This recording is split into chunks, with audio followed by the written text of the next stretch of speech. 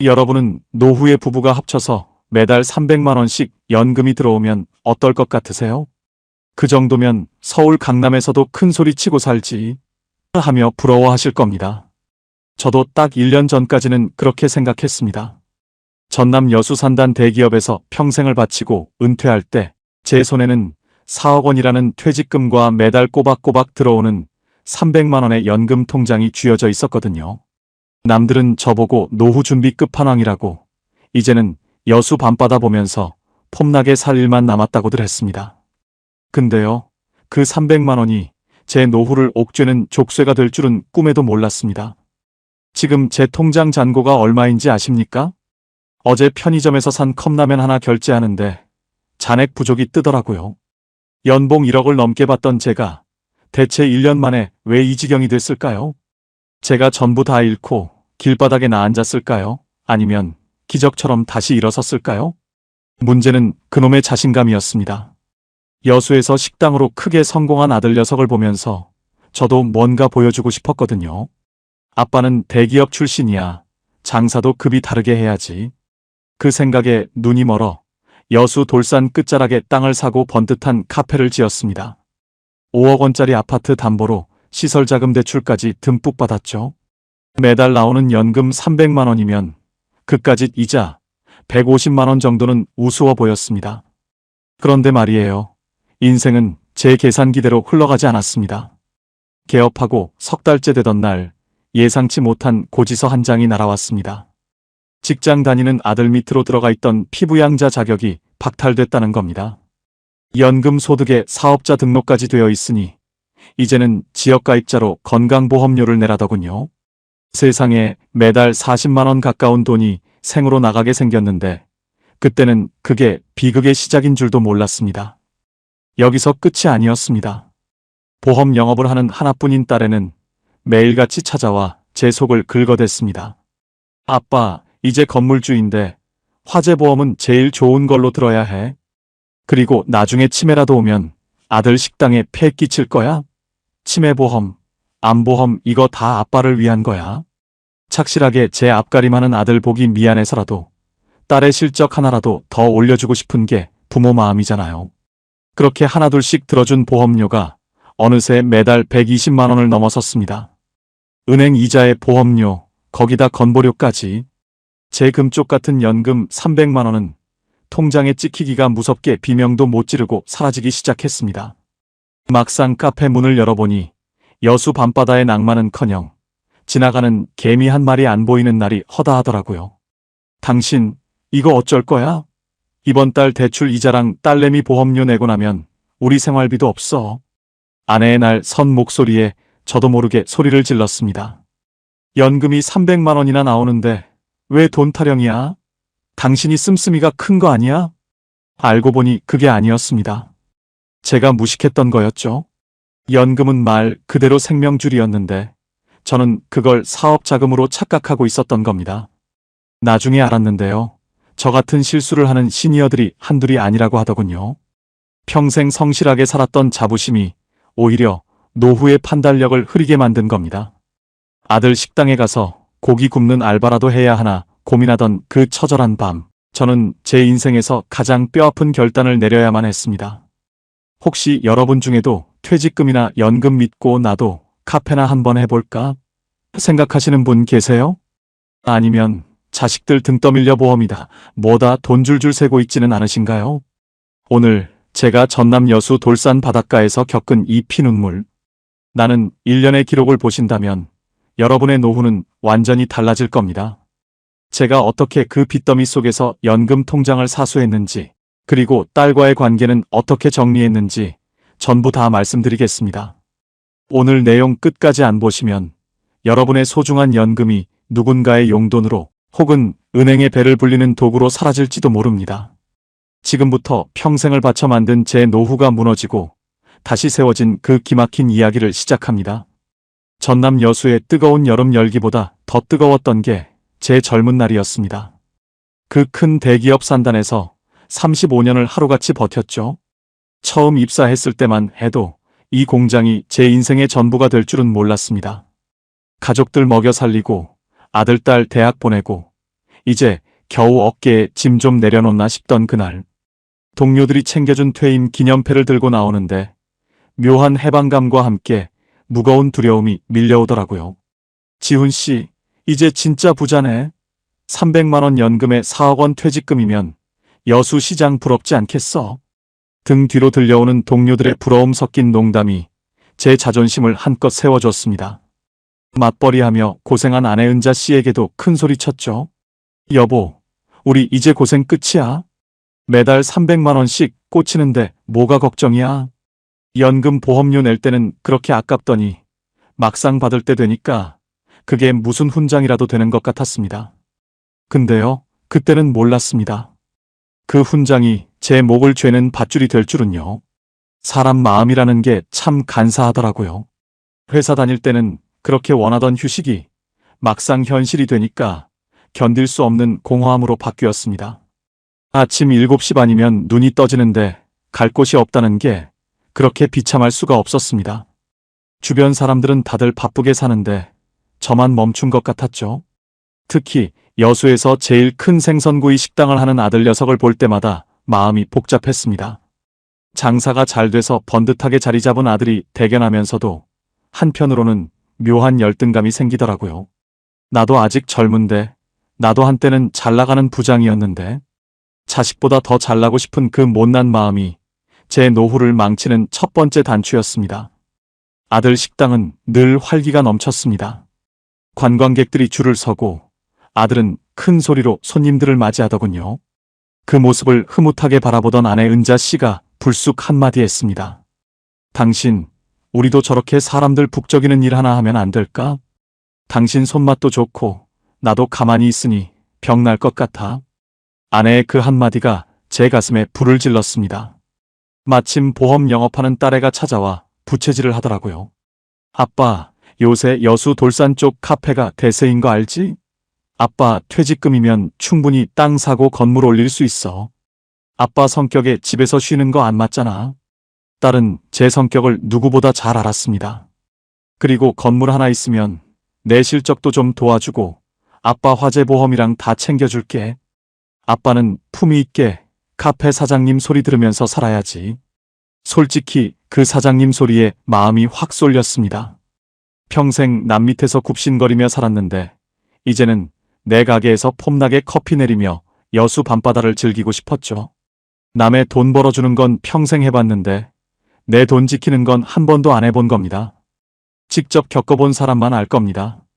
사회에서 인정받던 사람일수록 은퇴 후에 오는 그 투명 인간 취급을 견디기가 얼마나 힘든지요. 아내 눈을 못 마주치겠더라고요. 아내는 제 길을 살려주려고 부추기는 것 같았지만 사실은 제가 먼저 시작하자고 말해주길 기다리는 눈치였습니다. 결국 저는 결심했습니다. 그래, 연금이 300만 원이나 나오는데 뭐가 겁나냐? 망해도 이자는 낼 수 있겠지. 그 아니란 생각이 제 인생 최대의 악수가 될 줄은 꿈에도 생각하지 못했습니다. 여수 돌산에서도 전망이 제일 좋다는 땅을 보러 갔습니다. 평당 가격이 만만치 않았지만 그곳에 서서 바다를 바라보니까 벌써 성공한 기분이 들더군요. 퇴직금 4억 원이면 충분할 줄 알았는데 땅값에 건축비까지 하려니 턱도 없었습니다. 부동산 업자는 제 귀에 대고 달콤한 소리를 속삭였습니다. 사장님, 지금 여수 아파트 값이 5억 원은 넘잖아요. 주택담보대출 좀 받고 연금 나오시니까 신용대출. 조금만 섞으면 이 정도 건물은 금방 올려요. 연금 300만 원이면 은행 이자 내고도 남는데 뭘 걱정하세요? 그 말이 마치 정답처럼 들렸습니다. 부족한 자금 2억 원을 대출받기로 했습니다. 매달 나가는 이자가 100만 원 정도라는데 연금이 있으니 우습게 보였죠. 생각처럼 쉽지 않았어요. 막상 공사가 시작되니 여기저기서 추가 비용이 터져나왔습니다. 상하수도 끌어오는 비용, 조경 비용, 인테리어 자재값 상승. 4억 원의 퇴직금은 순식간에 녹아 없어졌고 저는 어느새 아파트까지 담보로 잡힌 채 은행 문을 들락거리고 있었습니다. 보험하는 딸에는 그 와중에 찾아와서 계약서부터 내밀더군요.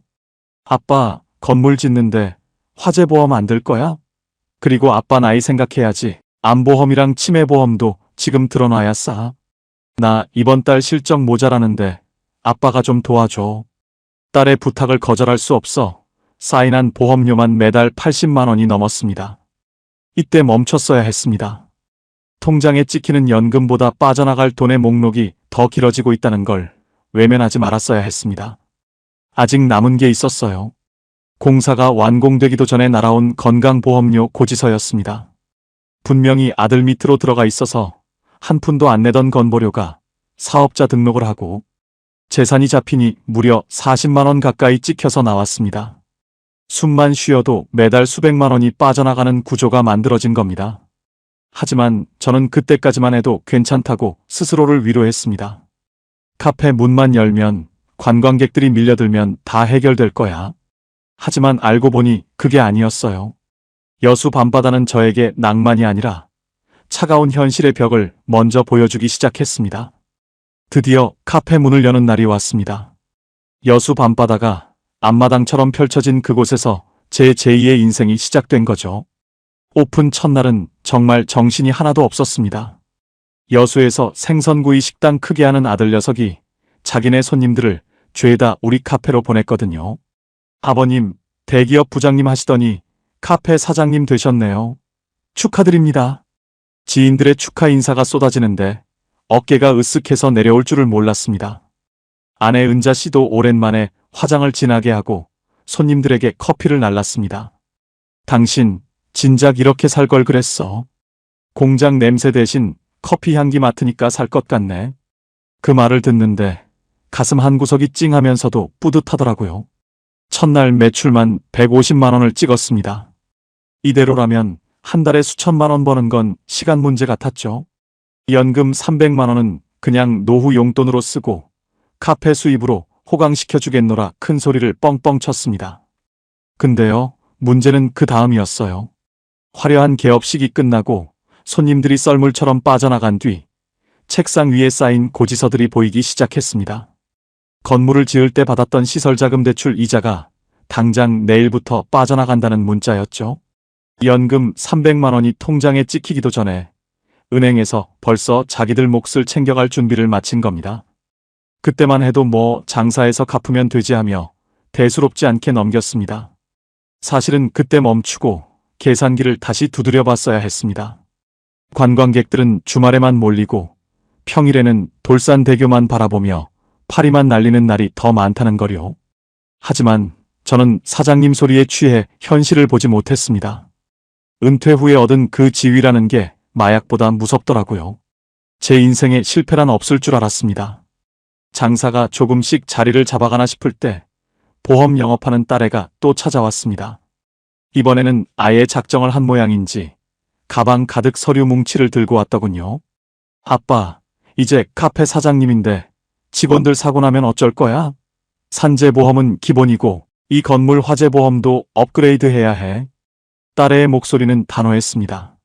자기 실적도 중요하겠지만 다 부모를 위한 거라는 말에 토를 달 수가 없었습니다. 아빠, 그리고 요즘은 치매보험이랑 간병인 보험 필수인 거 알지? 나중에 아들한테 짐 되기 싫으면 지금 들어놔야 해. 딸은 제가 가장 두려워하는 부분을 정확히 파고들었습니다. 성공한 아들에게 기대기 싫어하는 제 자존심을 건드린 거죠. 결국 그날 밤 저는 딸이 가져온 서류들에 서너 번 더 사인을 했습니다. 매달 나가는 보험료만 합쳐서 120만 원이 넘어가게 된 겁니다. 문제는 여기서 끝이 아니었습니다.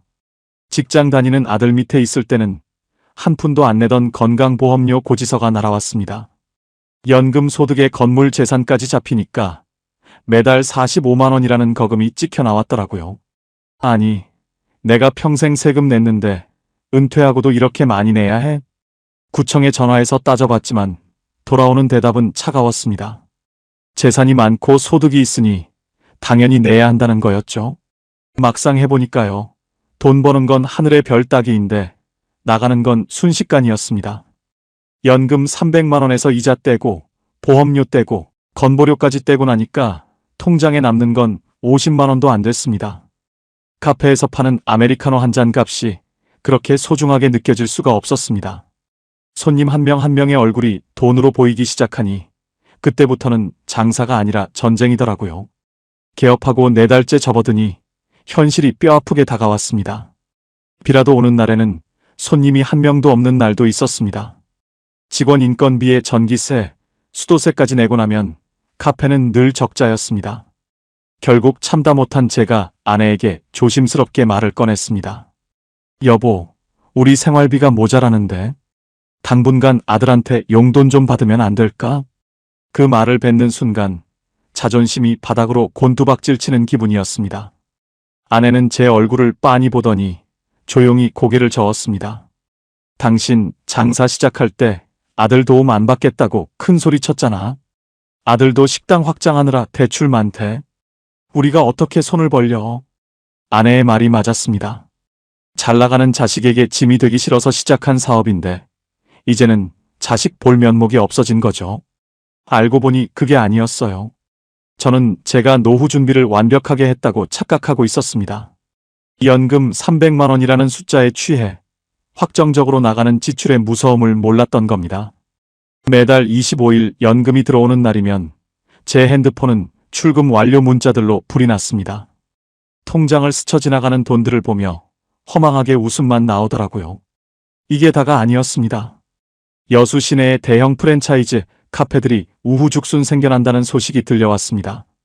우리 같은 개인 카페는 이제 가격 경쟁력에서도 밀릴 위기에 처한 거죠. 여기서 끝이 아니에요. 어느 날 갑자기 아파트 담보대출 금리가 올랐다는 은행의 통지서가 날아왔습니다. 그때는 정말 심장이 덜컥 내려앉는 것 같았습니다. 내 인생의 노을이 이렇게 빨갛고 뜨거울 줄은 몰랐습니다.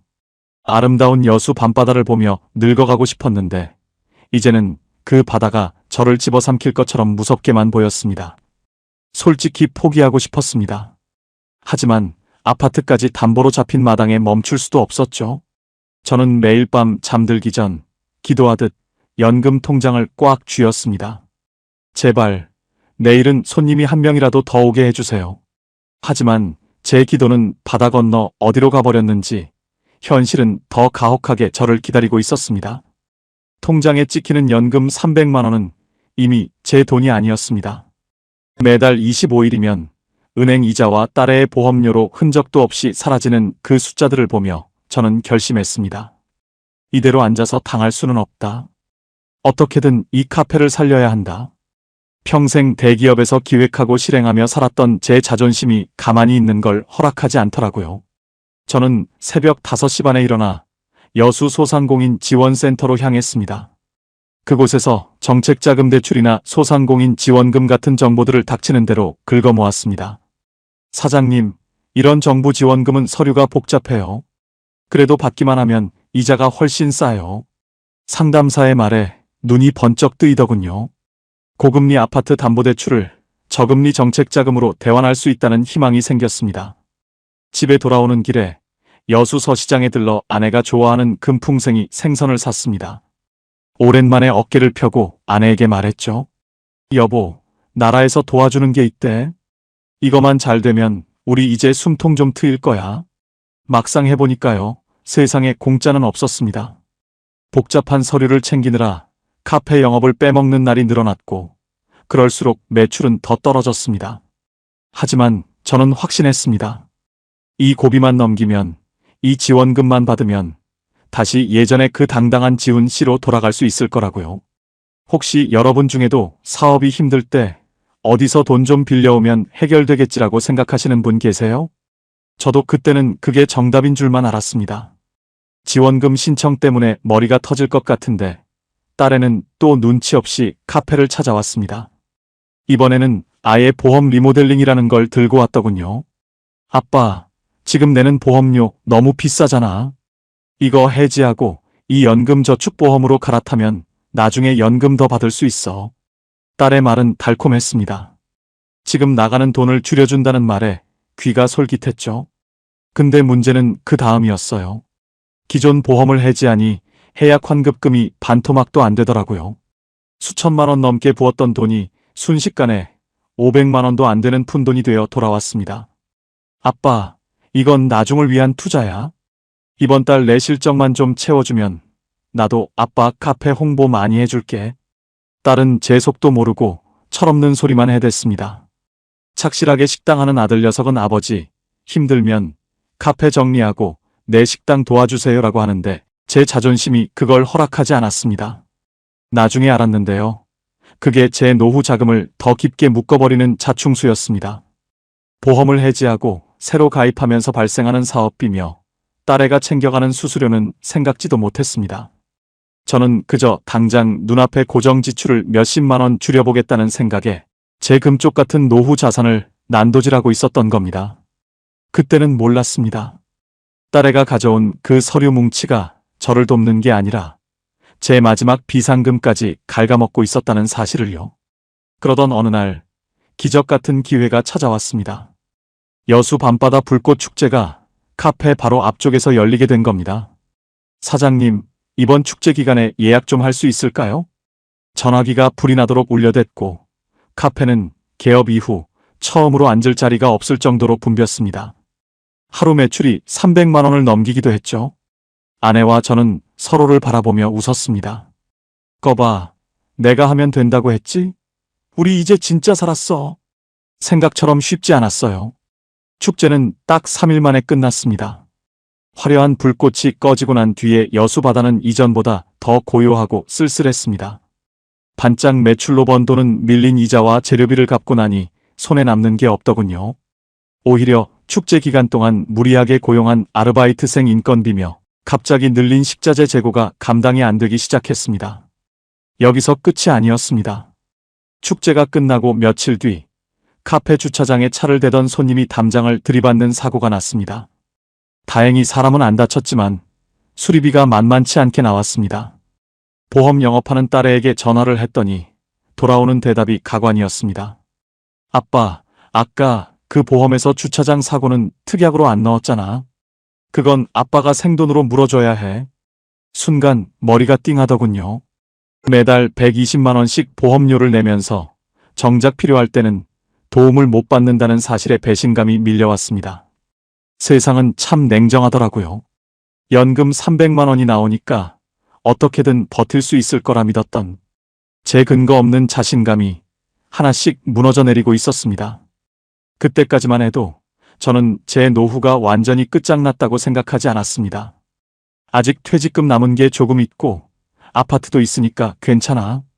하지만 그건 절벽 끝에서 잡고 있던 썩은 동아줄이었습니다.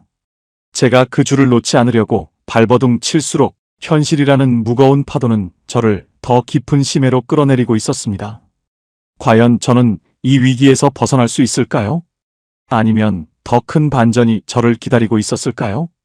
역시 피는 물보다 진하다고 했던가요? 장사 수완 좋은 아들이 기막힌 제안을 하나 해왔습니다. 아버지, 저희 식당 영수증 가져오시면 카페 음료 10% 할인해주는 걸로 협업하시죠. 제가 손님들 다 그쪽으로 몰아드릴게요. 그 말을 듣는데 눈앞이 확 트이는 기분이었습니다. 여수에서 가장 큰 식당을 하는 아들 덕분에 제 카페에는 다시 활기가 돌기 시작했죠. 점심시간만 되면 단체 손님들이 밀려드는데 커피 머신 돌아가는 소리가 꼭 돈 세는 기계 소리처럼 경쾌하게 들리더라고요. 아내 은자 씨도 이제야 좀 웃음을 되찾았습니다. 당신 봐요, 하면 된다니까. 아들 덕에 우리도 이제 진짜 사장님 소리 듣네. 그늘졌던 아내의 얼굴에 생기가 도는 걸 보니 제 마음도 한결 가벼워졌습니다. 하루 매출이 안정적으로 80만 원대를 유지하기 시작했습니다. 이 정도면 재료비 내고 인건비 챙겨도 내 연금 300만 원은 온전히 지킬 수 있겠다는 자신감이 생겼죠. 사실 그때는 몰랐습니다. 그게 제 인생의 마지막 골든타임이었다는 걸요. 손님이 늘어나니 몸은 고됐지만 여수 밤바다를 배경으로 손님들에게 고개 숙여 인사하는 제 모습이 꽤나 근사해 보였습니다. 회사 다니던 시절 부하 직원들 거느리던 기분이 다시 살아나는 것 같았거든요. 혹시 이런 기분 느껴보신 분 계세요? 무너졌던 자존심이 다시 세워질 때 사람은 누구나 눈이 멀게 마련입니다. 장사가 좀 풀린다 싶으니 집안 분위기도 180도 달라졌습니다. 보험하는 딸에는 매주 찾아와 제 안부를 묻고 어깨를 주물러 줬습니다. 아빠, 역시 우리 아빠야. 대기업 부장 출신은 뭐가 달라도 다르다니까. 딸의 칭찬에 입꼬리가 내려올 줄을 몰랐습니다. 그러더니 딸이 슬그머니 새로운 제안을 하나 하더군요. 아빠, 이제 돈도 좀 벌리는데 손주들 이름으로 교육보험 하나 들어주는 거 어때? 아빠가 나중에 유산 대신 이 보험 물려주면 애들이 할아버지 최고라고 할걸. 평소 같으면 버럭 화를 냈겠지만 그때는 제 주머니 사정이 넉넉하다고 착각하고 있었습니다. 매달 들어오는 연금 300만 원에 카페 순수익까지 더하면 손주들 보험료 몇십만 원쯤은 할아버지로서 당연히 해줄 수 있는 일 같았죠. 결국 또 한 번 사인펜을 들었습니다. 그래, 아빠가 그 정도는 해줘야지. 아들도 식당 하느라 바쁜데 내가 챙겨야지. 그렇게 늘어난 보험료가 이제는 제 연금의 절반을 위협하고 있었습니다. 알고 보니 그게 아니었어요. 카페 매출이 늘어난 만큼 나가는 돈도 기하급수적으로 늘고 있었거든요.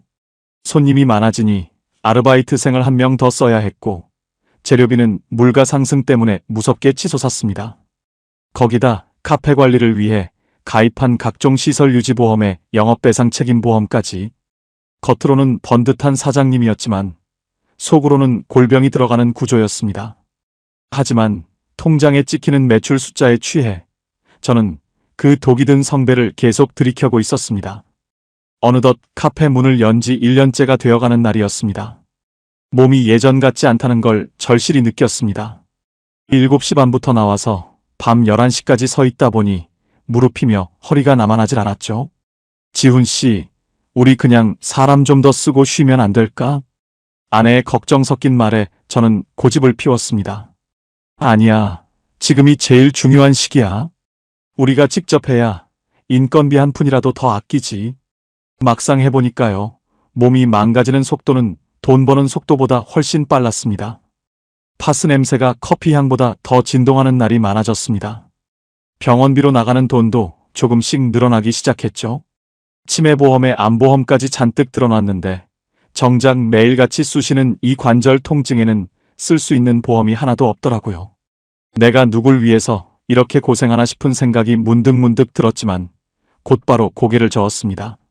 아니야, 나는 성공한 시니어 사장님이야. 다들 나를 부러워하잖아. 생각처럼 쉽지 않았어요. 그 평화로운 안도감은 딱 거기까지였습니다. 어느 날 아침 은행에서 온 한 통의 전화가 제 가짜 평화를 산산조각 냈습니다.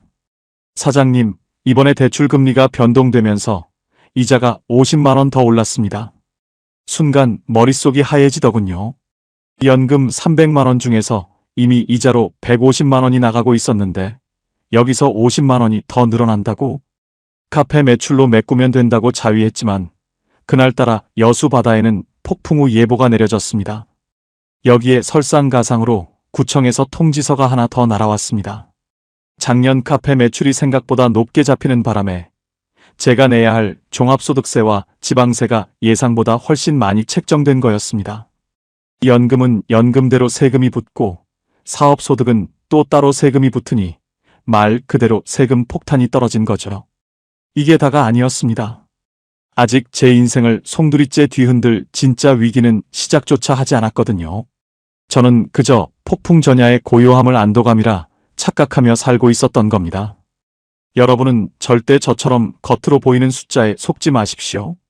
진짜 위기는 항상 가장 행복하다고 느낄 때 바로 그 옆에서 입을 벌리고 기다리고 있으니까요. 사람 참 간사하더라고요. 아들 식당 영수증 들고 찾아오는 손님들로 카페가 북적이기 시작하니까 제 마음속에 남아있던 불안감은 파도에 씻겨나간 듯 사라졌습니다. 하루 매출이 80만 원을 넘기고 주말에는 200만 원 가까이 찍히는 날도 생기니 이제야 제가 여수 돌산의 진짜 사장님이 된 것 같았죠. 오랜만에 산단 시절 동료들을 카페로 초대했습니다. 야, 김 부장, 자네 진짜 대단하네. 우린 퇴직하고 집에서 눈치 보기 바쁜데 자네는 이런 바닷가 명당에 자기 건물 가지고 장사까지 하니 부러워 죽겠어. 그 소리를 들으니 입꼬리가 귀에 걸리더군요. 커피값이며 케이크 값까지 제가 다 내겠다고 호기를 부렸습니다. 아이고, 연금 300만 원 나오는데 이 정도 대접 못하겠나? 편하게들 먹게.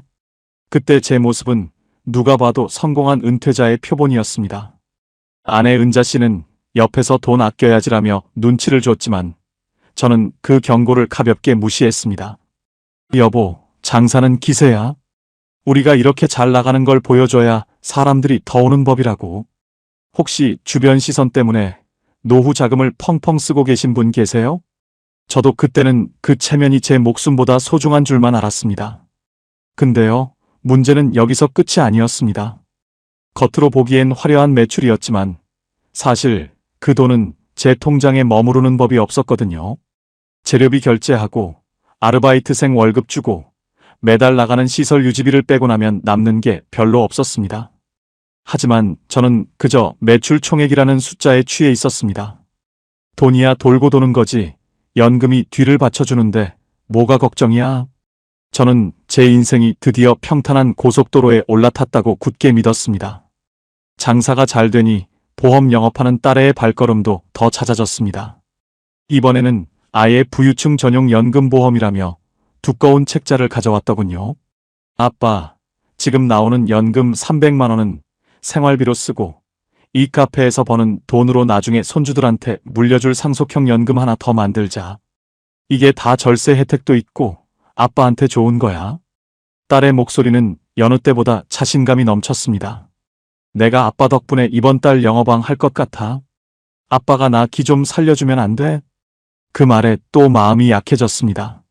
착실하게 식당 운영하며 제 앞가림하는 아들 녀석에게는 해준 게 없는데 딸의 실적이라도 챙겨줘야 아비 노릇하는 것 같았거든요. 그래, 아빠가 사인해주마. 너도 이제 정착해야지. 아내는 옆에서 당신 미쳤어? 우리 지금 대출 이자만 150만 원 넘게 나가는데? 라며 소리를 질렀지만 저는 아내의 말을 속 좁은 소리로 치부했습니다. 결국 매달 100만 원이 추가로 나가는 고액보험에 덜컥 사인을 했습니다. 문제는 그 다음이었어요. 연금 300만 원에서 이자 떼고 딸의 보험료 떼고 제 실비보험이랑 아내 암보험까지 내고 나니 정작 제 손에 남는 현금은 단돈 10만 원도 안 됐습니다. 카페 매출로 메꾸면 된다고 생각했지만 장사라는 게 어디 마음대로 되나요? 여수 바다에 태풍이라도 올라온다는 뉴스가 뜨면 제 심장부터 덜컥 내려앉기 시작했습니다. 보험금 낼 날짜는 다가오는데 손님은 안 오고 통장 잔고는 바닥을 드러내기 시작했죠. 알고 보니 그게 아니었어요.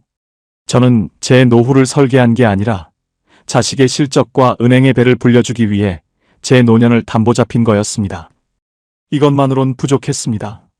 저는 더 많은 수익을 내기 위해 무리하게 카페 메뉴를 늘리고 고가의 최신식 커피 로스팅 기계를 250만 원이나 주고 리스로 들여왔습니다. 남들이 안 하는 걸 해야 살아남는다는 강박관념이 저를 지배하기 시작한 거죠.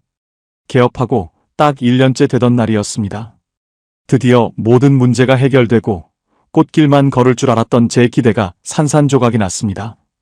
갑작스러운 비수기가 찾아오면서 여수 돌산을 찾는 관광객 발길이 뚝 끊긴 겁니다. 설상가상으로 아들의 식당이 내부 리모델링을 위해 한 달간 문을 닫는다는 소식이 들려왔습니다. 아들 식당 덕에 버티던 매출의 70%가 순식간에 사라진 거죠. 여보, 이번 달은 진짜 큰일 났어. 대출 이자 낼 돈도 안 모여.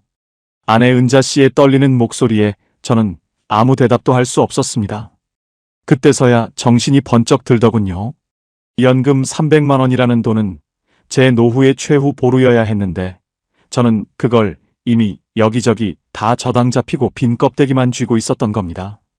통장을 열어보니 며칠 뒤에 빠져나갈 종합소득세 고지서가 저를 비웃듯이 놓여 있었습니다. 막상 해보니까요. 은퇴 후의 삶은 전쟁터보다 더 가혹했습니다. 전쟁터에는 적군이라도 보이지 여기서는 제가 사랑하는 가족과 제 자신이 가장 큰 적이었습니다. 딸애가 들어준 그 수많은 보험들은 정작 제가 돈이 없어 허덕일 때는 아무런 도움이 안 됐습니다. 오히려 매달 제 숨통을 조여오는 무거운 짐일 뿐이었죠. 여기서 끝이 아니에요. 저는 이 위기를 극복해보려고 또 다른 위험한 선택을 하려 하고 있었습니다. 그때까지만 해도 괜찮았습니다. 잠깐의 위기겠지. 아들 식당 다시 열면 괜찮아질 거야. 저는 그렇게 스스로를 위로하며 억지로 잠을 청했습니다. 하지만 잠결에 들려오는 핸드폰 알람 소리는 희망의 소식이 아니었습니다. 은행에서 온 담보가치 하락에 따른 추가 담보 요구 통지서였죠. 순간 마음이 철렁했어요. 이제는 아파트까지 위험해질 수 있다는 신호였습니다. 저는 과연 이 지옥 같은 연금의 함정에서 빠져나갈 수 있을까요? 여러분, 아직 남은 이야기가 더 중요합니다. 진짜 비극은 이제부터 시작이었거든요. 그런데 말입니다. 인생은 제 편이 아니었습니다. 아니, 정확히 말하면 제가 믿고 있던 그 든든한 백들이 한순간에 저를 배신하기 시작했습니다. 은행에서 온 전화를 받고 달려간 창구에서 저는 제 귀를 의심케 하는 소리를 들었습니다. 사장님, 죄송하지만 이번에 아파트 담보 가치가 하락하면서 대출 연장이 어렵게 됐습니다. 1억 원 정도는 중도 상환을 하셔야 할 것 같아요. 순간 눈앞이 캄캄해지더군요. 여수 아파트 값이 영원히 오를 줄 알았고 제 연금 300만 원이면 은행이 저를 VIP 대접해 줄 줄 알았습니다. 근데요, 은행은 제가 카페에서 적자를 내고 있다는 사실을 저보다 더 잘 알고 있었습니다. 아니, 내가 국민연금을 300만 원이나 받는데 그게 무슨 소리요? 내가 떼먹을 사람으로 보입니까? 창구에서 소리를 질러봤지만 돌아오는 건 차가운 규정 타령뿐이었습니다. 그때는 몰랐습니다. 제가 카페를 차리면서 사인했던 수많은 서류 속에 담보비율 유지라는 무서운 조항이 숨어 있었다는 사실을요. 1억 원을 당장 어디서 구한단 말입니까? 평생 대기업 다니며 신용 하나로 살았는데 은퇴하고 사장님 소리 좀 듣겠다고 나선 결과가 고작 신용불량 위기라니. 아내 은자 씨에게는 차마 입이 떨어지지 않았습니다. 솔직히 포기하고 싶었습니다. 하지만 여기서 무너지면 우리 부부가 평생 일궈온 저 아파트까지 날아간다는 생각에 심장이 터질 것 같았습니다. 지푸라기라도 잡는 심정으로 보험 영업하는 딸애를 카페로 불렀습니다. 얘야, 아빠가 지금 급하게 1억 원이 필요하다. 내가 가입시킨 그 보험들, 그거 해지하면 얼마나 나오니? 아니면 보험 약관 대출이라도 좀 알아봐 주렴. 제 간절한 부탁에 딸애는 고개를 푹 숙이더니 울음을 터뜨렸습니다. 아빠 어떡해? 아빠가 저번에 갈아탄 그 연금저축보험이랑 상속형 보험, 그거 지금 해지하면 원금의 절반도 안 나와.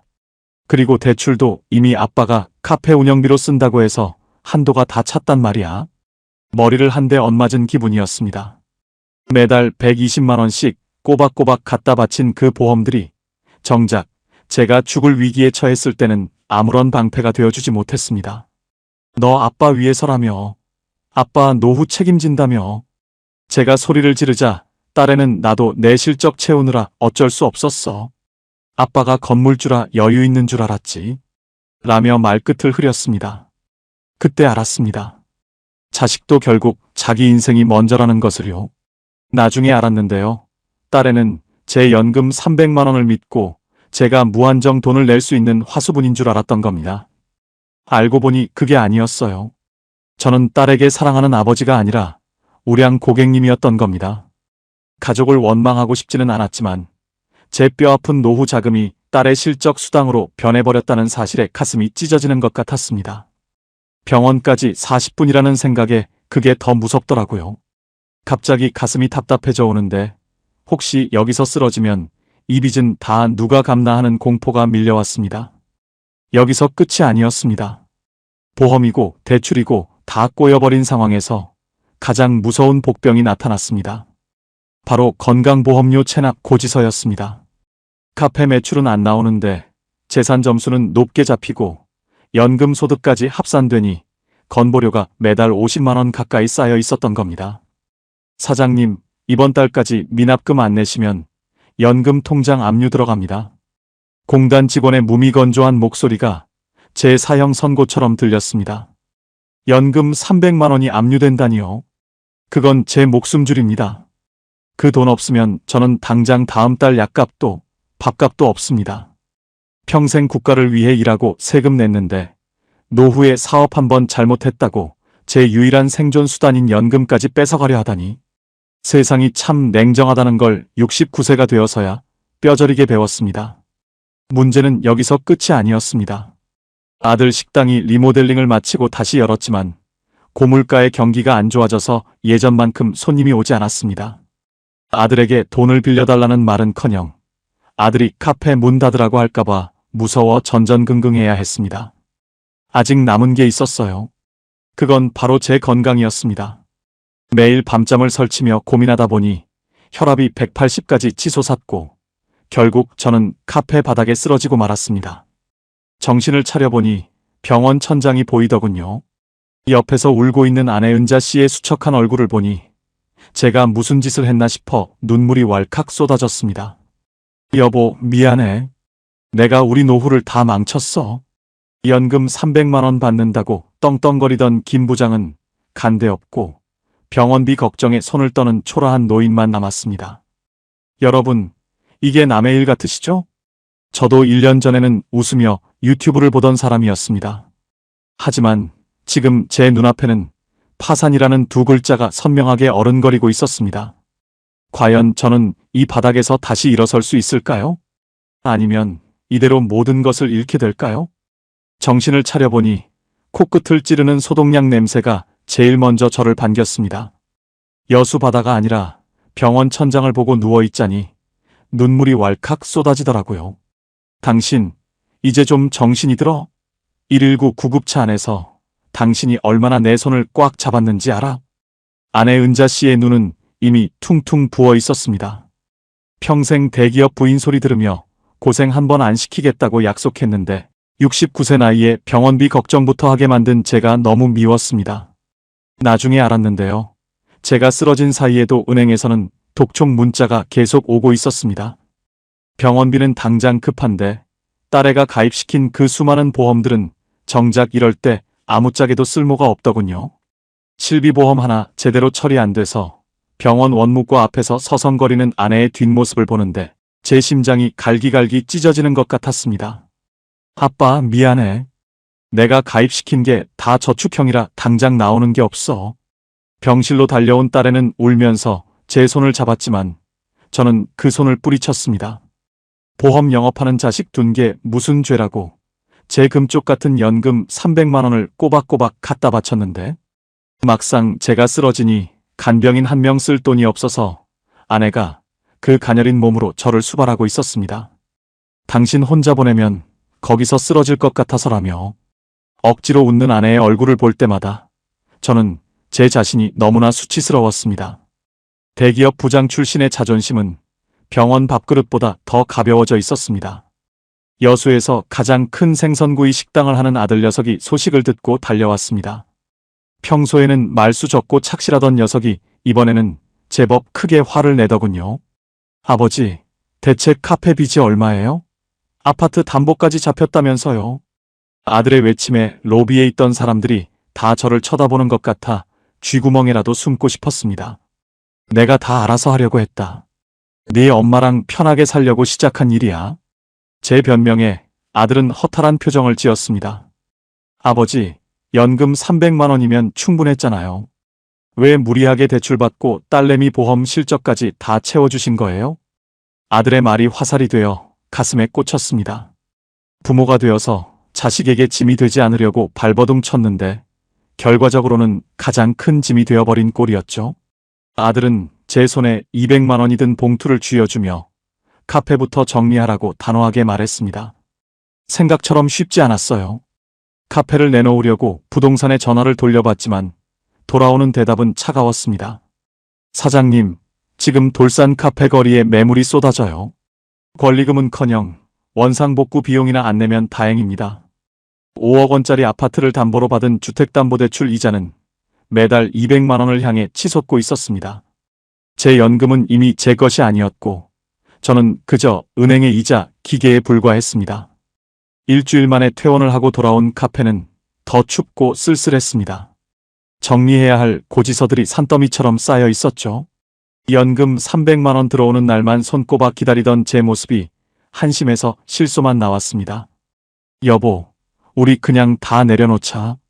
이 카페도 아파트도. 아내의 떨리는 제안에 저는 아무 말도 할 수 없었습니다. 보험하는 딸에는 그 와중에도 아빠, 지금 보험 해지하면 나 회사에서 페널티 먹어라며 제 바짓가랑이를 붙잡더군요. 순간 제 안에서 무언가 툭 하고 끊어지는 기분이 들었습니다. 가족을 위해 시작한 일인데 이제는 가족이 저를 갉아먹고 있다는 생각에 소름이 끼쳤습니다. 여수 토박이인 제가 여수에서 길바닥으로 나앉게 생긴 겁니다. 문제는 여기서 끝이 아니었습니다. 카페 문을 닫으려고 보니 시설 원상복구 비용으로만 3천만 원이 필요하다는 견적서가 날아왔습니다. 통장에는 땡전 한 푼 없는데 연금은 이미 압류 예고 통지서가 붙어 있었습니다. 이것만으론 부족했습니다. 저는 제 인생의 마지막 보루인 아파트를 지키기 위해, 아니 제 아내를 지키기 위해 인생에서 가장 비참한 선택을 고민해야 했습니다.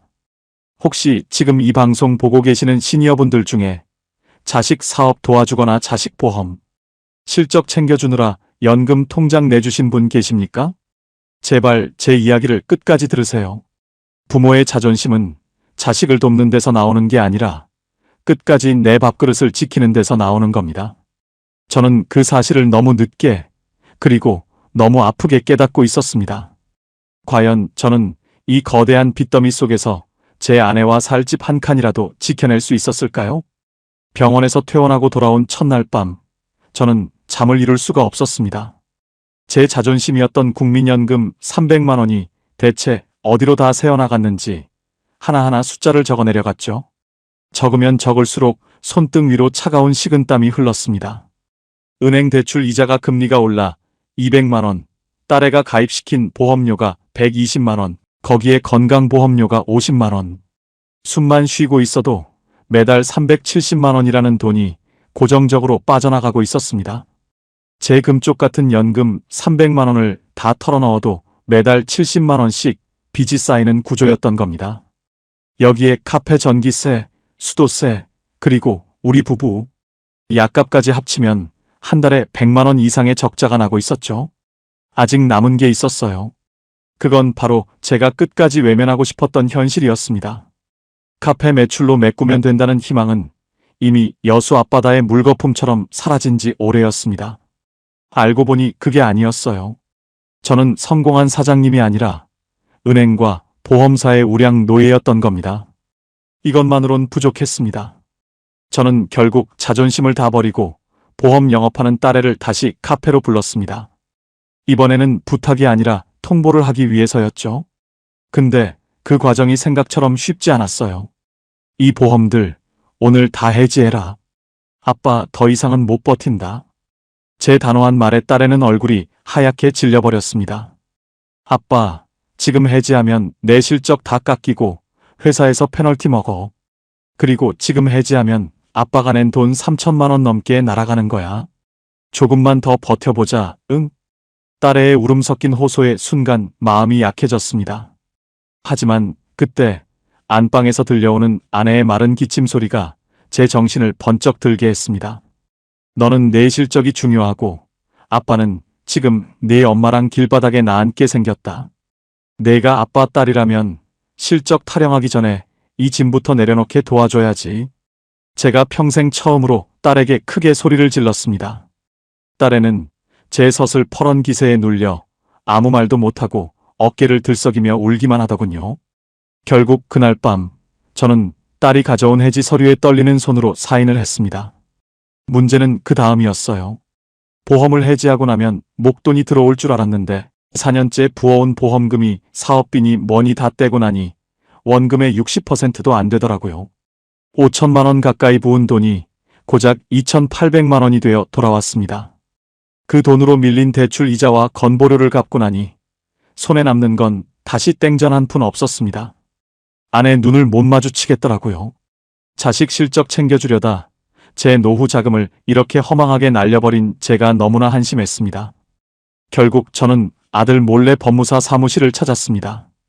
법무사님, 제 연금 300만 원은 어떻게든 지켜야 합니다. 이거 압류되면 저랑 제 처는 죽습니다. 제 절박한 말에 법무사는 무겁게 입을 뗐습니다. 사장님, 지금 카페 빚에 아파트 담보대출까지 합치면 3억 원이 넘어요. 연금이 아무리 많아도 이 구조로는 못 버팁니다. 개인회생을 신청하든 카페를 권리금 포기하고서라도 당장 정리하셔야 해요. 개인회생이라는 단어가 제 가슴을 후벼 팠습니다.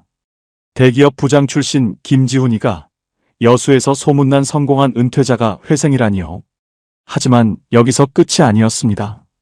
법무사는 저에게 더 충격적인 이야기를 들려줬습니다. 문제는 여기서 끝이 아니었습니다. 지금처럼 연금이 높으면 회생 절차에서도 가용소득이 높게 잡혀서 매달 갚아야 할 돈이 만만치 않을 겁니다. 차라리 아파트를 매각해서 빚을 청산하는 게 현실적일 수 있어요. 아파트까지 팔아야 한다니 앞이 노랗게 변했습니다. 은퇴할 때만 해도 저는 제가 승리자인 줄 알았습니다. 근데 1년 만에 저는 집도 잃고 명예도 잃고 자식들과의 관계까지 너덜너덜해진 패배자가 되어 있었습니다. 그때는 몰랐습니다. 연금 300만 원이라는 숫자가 저를 지켜주는 성벽인 줄 알았는데 알고 보니 그 성벽 안에서 제가 굶어 죽어가고 있었던 겁니다. 나중에 알았는데요. 여수 돌산 쪽 카페 매물만 지금 수십 개가 나와 있답니다. 제 카페도 보러 오는 사람 하나 없었습니다. 저는 매일 아침 카페 문을 열며 기도했습니다. 제발 누구라도 좋으니 이 카페 좀 가져가 주세요. 돈은 안 받아도 되니 내 빚만 좀 가져가 주세요. 하지만 대답 없는 바다만 찰랑거릴 뿐이었습니다. 솔직히 포기하고 싶었습니다. 하지만 제 곁에서 묵묵히 카페 바닥을 닦는 아내의 구분 등을 보니 저는 다시 이를 악물 수밖에 없었습니다. 과연 저는 이 늪에서 빠져나올 마지막 비상구를 찾을 수 있었을까요? 결국 저는 제 평생의 훈장이자 마지막 자존심이었던 여수의 5억 원짜리 아파트와 돌산 카페를 모두 내놓기로 했습니다. 은퇴할 때만 해도 이 집에서 아내와 손주들 재우며 평생 살 줄 알았는데 계약서에 도장을 찍는 순간 가슴 한쪽이 뻥 뚫린 것처럼 허망하더라고요. 사장님, 지금 시세보다 3천만 원이나 낮게 내놓으셨는데도 겨우 임자가 나타난 거예요. 카페도 권리금 한 푼 못 받고 넘기시는 거 정말 괜찮으시겠어요? 중개사의 물음에 저는 대답 대신 쓴웃음만 지었습니다. 안 괜찮으면 어쩌겠습니까? 매달 370만 원씩 독촉장처럼 날아오는 고정 지출을 막으려면 제 살점을 떼어내는 수밖에 없었죠. 알고 보니 그게 아니었어요. 저는 제가 아파트를 소유하고 있다고 생각했는데 사실은 은행이 제 아파트를 빌미로 저를 부려먹고 있었던 겁니다. 대출금 3억 원을 갚고 밀린 이자와 세금 그리고 카페, 원상복구 비용까지 다 정산하고 나니 제 손에 남은 건 고작 1억 원 남짓이었습니다. 내 인생의 가치가 고작 이 정도인가 싶어 아파트 단지 벤치에 앉아 한참을 울었습니다. 문제는 여기서 끝이 아니었습니다. 집을 팔고 나면 다 해결될 줄 알았는데 이사 갈 곳을 정하는 게 또 다른 전쟁이었습니다. 평생 30평 넘는 아파트에 살다가 당장 15평짜리 낡은 임대주택을 알아보러 다니니 자괴감이 밀려왔죠. 근데요, 막상 좁은 집을 보러 다니면서 아내 은자 씨의 표정이 조금씩 밝아지는 걸 봤습니다. 당신, 여기 햇볕은 잘 드네. 우리 둘이 살기엔 딱 맞겠다. 이제 카페 걱정 안 해도 되니 나는 여기가 천국 같아. 아내의 그 한마디에 저는 제가 얼마나 어리석은 꿈을 꿨는지 비로소 깨달았습니다. 이사한 첫날 밤, 짐을 다 정리하고 나니 몸은 천근만근이었지만 마음은 이상하리만큼 가벼웠습니다. 더 이상 새벽 5시 반에 일어나 카페 문 열 걱정을 안 해도 되고 핸드폰으로 날아오는 카드값 결제 문자에 가슴 졸이지 않아도 됐거든요. 저는 그날 밤 제 연금 통장을 다시 펼쳐봤습니다. 이제는 이자로 빠져나갈 200만 원도 없고 딸애의 실적을 위해 붓던 120만 원의 보험료도 없습니다. 딸애와는 한참을 싸우고 울고 난 뒤에야 보험을 다 정리했습니다. 아빠, 나 진짜 회사에서 잘리면 어떡해? 라며 울던 딸애도 제가 집까지 팔고 작은 집으로 옮기는 걸 보더니 더는 고집을 피우지 않더군요. 대신 딸애는 매달 제가 냈던 보험료의 반이반이라도 용돈으로 붙이겠다고 약속했습니다. 착실하게 식당하는 아들 녀석은 아버지, 이제야 잠 좀 자겠네요 라며 소리 없이 제 손에 30만 원을 쥐어주고 갔습니다. 생각처럼 쉽지 않았어요. 남들 시선에 민감했던 제가 김 부장, 집 팔고 이사 갔다며? 라는 소리를 듣는 게 처음엔 죽기보다 싫었습니다. 동창회 단체 채팅방도 탈퇴하고 한동안 집 밖으로 안 나갔죠. 근데 여기서 중요한 게 있어요. 시선이라는 건 남이 아니라 제가 저를 쳐다보고 있었던 거더라고요. 막상 내려놓고 나니 세상 사람들은 생각보다 저에게 관심이 없었습니다. 저는 비로소 제 연금 300만 원의 진짜 가치를 느끼기 시작했습니다. 지금 제 생활은 아주 단순합니다. 매달 25일 연금 300만 원이 들어오면 이제는 그 돈이 오롯이 우리 부부의 몫입니다. 임대 아파트 월세와 관리비로 40만 원 정도 나가고 우리 부부 생활비로 150만 원을 씁니다. 나머지 110만 원은 비상금으로 차곡차곡 저금하고 있죠. 이제는 편의점에서 컵라면 살 때 잔액 부족될까봐 걱정 안 해도 됩니다. 오히려 아내와 일주일에 한 번씩 여수 맛집 찾아다니며 맛있는 거 먹는 게 제 유일한 낙이 됐습니다. 알고 보니 그게 아니었어요. 노후의 행복은 얼마나 큰 건물을 가졌느냐가 아니라 얼마나 내 마음이 평온하냐에 달려있더라고요. 연금 300만 원은 사업 자금이 아니라 우리 부부가 품위를 잃지 않고 살 수 있게 해주는 마지막 방어선이었습니다. 만약 제가 그때 자존심 세운답시고 끝까지 아파트를 움켜쥐고 카페를 계속했다면 아마 저는 지금쯤 병원 침대에 누워있거나 더 끔찍한 결말을 맞이했을 겁니다. 아내 눈을 못 마주치겠더라고요라던 그 처절했던 고백은 이제 추억이 됐습니다. 이제는 아내와 마주 앉아 커피 한 잔 마시며 시시콜콜한 이야기를 나누는 게 그렇게 행복할 수가 없습니다. 비록 여수 돌산의 화려한 카페 사장님 타이틀은 잃었지만 저는 제 인생의 주권을 되찾았습니다. 여러분, 은퇴 후의 1년은 저에게 지옥 같았지만 그만큼 값진 교훈을 주었습니다.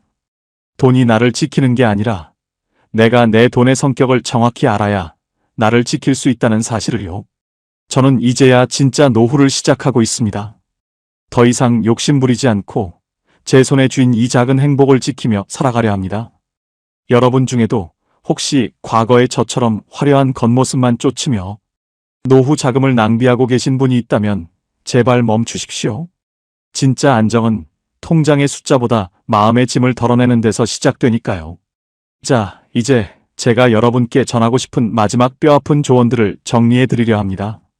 끝까지 들으시면 여러분의 노후는 저와 달리 훨씬 평탄할 겁니다. 여러분, 제 긴 이야기를 여기까지 들어주셔서 정말 고맙습니다.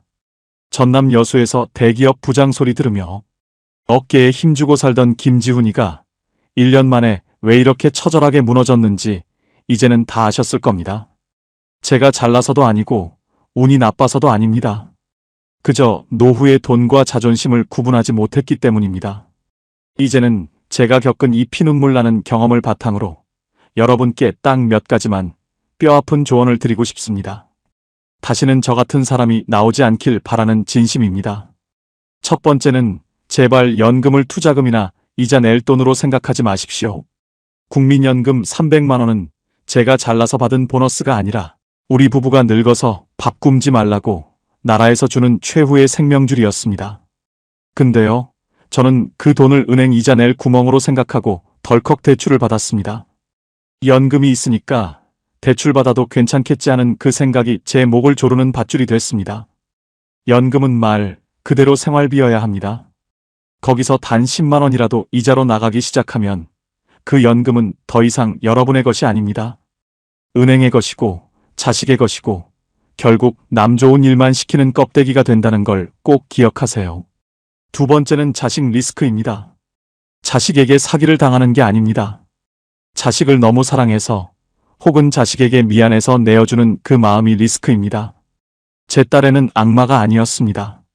그저 자기 실적 채우기에 급급한 철부지였을 뿐이죠. 하지만 부모가 되어 자식 실적 좀 올려주겠다고 들었던 그 수많은 보험들이 제 노후를 난도질했습니다. 화재보험, 치매보험, 암보험. 이름만 들으면 다 저를 위한 것 같지만 정작 제가 돈이 없어 쓰러졌을 때는 그 어떤 보험도 당장 제 입에 들어갈 약값 한 푼 내주지 않았습니다. 자식이 보험하든 사업을 하든 여러분의 연금 통장은 끝까지 비밀로 하십시오. 아빠 연금 300만 원 나오니까 여유 있잖아 라는 말이 자식 입에서 나오는 순간 여러분의 노후는 이미 위기에 처한 겁니다. 문제는 여기서 끝이 아니었습니다. 세 번째로 말씀드리고 싶은 건 보이지 않는 비용의 무서움입니다. 사업자 등록 하나 하면 끝인 줄 알았는데 건강보험료 폭탄이 날아올 줄은 꿈에도 몰랐습니다. 직장 다니는 아들 밑에 있으면 한 푼도 안 낼 돈을 사장님 소리 듣겠다고 매달 50만 원씩 내야 했습니다. 은퇴 후에는 버는 것보다 나가는 구멍을 막는 게 진짜 능력입니다. 지역가입자 건강보험료 계산법. 이거 모르면 여러분 연금의 20%는 그냥 세금으로 날아갑니다. 마지막으로 제발 체면을 버리십시오. 대기업 부장이었네, 공무원이었네 하는 과거의 명함은 퇴직하는 날 공장 정문에 버리고 나오셔야 합니다. 저는 그 사장님 소리 한번 듣겠다고 5억 원짜리 아파트를 날렸습니다. 지금 저는 15평 임대주택에 살지만 마음은 그 어느 때보다 부자입니다. 이제는 동창회 가서 비싼 술값 안 내도 되고 자식들 눈치 보며 보험 안 들어줘도 됩니다. 알고 보니 그게 아니었어요. 진짜 성공한 노후는 300만 원 연금을 온전히 내가 쓰고 싶은 곳에 쓰는 삶이었습니다. 아내와 손잡고 시장 가서 3만 원어치 장 봐서 맛있게 저녁 먹는 것. 그게 진짜 행복이었습니다. 여기서 중요한 게 있어요. 여러분은 저처럼 다 잃고 나서야 이 사실을 깨닫지 마시라는 겁니다. 지금 쥐고 계신 그 연금 통장, 그게 바로 여러분의 성이고 방패입니다. 절대 그 방패를 남에게 넘겨주지 마십시오. 인생 참 길고도 짧더라고요. 69세에 모든 걸 잃은 줄 알았는데 다 내려놓고 나니 비로소 남은 인생이 보이기 시작했습니다. 오늘 제 이야기가 조금은 아프게 들리셨을지도 모르겠습니다. 하지만 누군가는 꼭 해야 할 이야기라고 생각했습니다. 여러분은 저처럼 시행착오 겪지 마시고 부디 평안한 노후를 보내셨으면 좋겠습니다.